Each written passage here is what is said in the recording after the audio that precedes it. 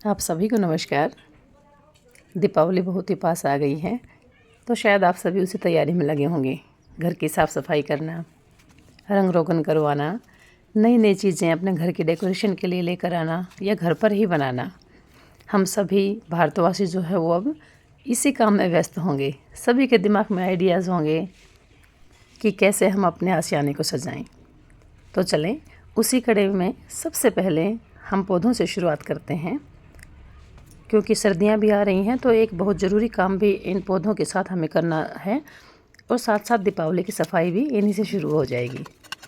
तो ये बिल्कुल उचित समय है, क्योंकि बाद में ज़्यादा सर्दियां आ जाएंगी, उस समय पौधों की कटिंग करना, ज़्यादा उनके साथ छेड़खानी करना वो थोड़ा ठीक नहीं रहता।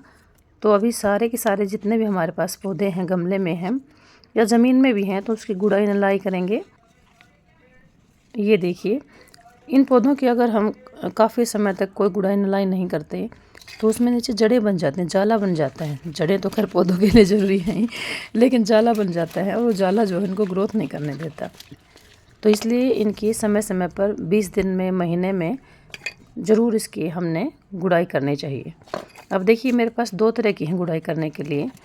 जो गमला हमारे पास छोटा है उससे पतले वाले जो मेरे खुरपी टाइप में है, ये मैंने सारे ऑनलाइन से मंगवाए थे, उससे ही मैं खुदाई करती हूँ इसकी, क्योंकि चौड़े का अगर यूज़ करूँगी तो उसकी जड़ें कटने का खतरा रहता है। ये देखिए, अडेनियम का पौधा है, इसका कोडेक्स कितना अच्छा बन गया है, लेकिन इसको बहुत बड़े गहरे गमले की आवश्यकता नहीं होती। तो चारों तरफ से खुदाई करेंगे, ये जो जाले बने हुए हैं इनको सबको निकाल देंगे। अगर आपको लगे कि गमले में मिट्टी थोड़ी है तो उसमें और भर दें, और अगर आपको लगता है कि पौधा जो हो काफ़ी ग्रोथ कर चुका है तो उसको भी हम दूसरे गमले में रिपोर्ट कर सकते हैं। ये पेंसिल कैक्टस का पौधा है मेरा, छोटे से गमले में ही बड़े अच्छे से एक छोटी सी टहनी से ये चल जाता है। ये केले की गुड़ाई करेंगे। इसकी मिट्टी मेरे गमले की काफ़ी सख्त है।